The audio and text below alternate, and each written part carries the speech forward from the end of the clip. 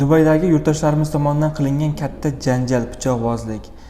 Saudiyadagi bir o'zbek yurtdoshimiz tomonidan qilingan katta janjal. Bularning hammasi nimaga olib keladi do'stlar? Biz o'zbekistonliklar uchun viza olish shansini keskin pasaytirishga olib keladi.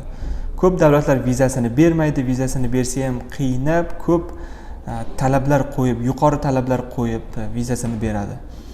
Mana bitta misol, Singapur vizasi bugun Koreyadan, Seuldan oldik, elchixonadan 7-maydan 9-iyulgacha. Xo'p.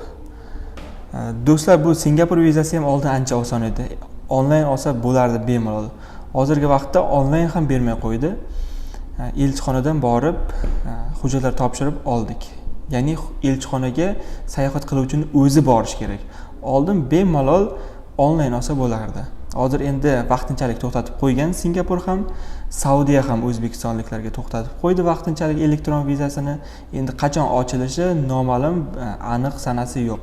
Qani edi do'stlar, hamma ham viza olgandan so'ng borib, tinchgina sayohat qilib yoki tinchgina o'qib qaytsa va orqadagi yurtdoshlarimiz ham viza olishlarda umuman qiyinchiliklarga duch kelmasdi. Shunaqa gaplar do'stlar, agar sizlarga ham sayohat vizalari kerak bo'ladigan bo'lsa, bemalol murojaat qilishingiz mumkin. Salomat bo'ling.